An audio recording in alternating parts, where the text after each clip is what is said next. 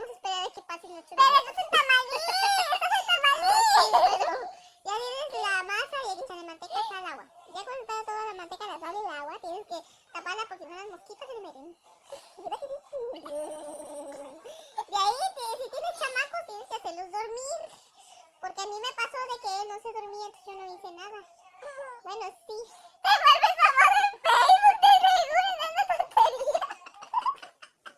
Ya había ahí la que sí se dormía el chamaco como ese. Él disfruta mucho tiempo conmigo, por eso, bueno ya. Haces tu guisadito. Por ejemplo, a mí me va a gustar.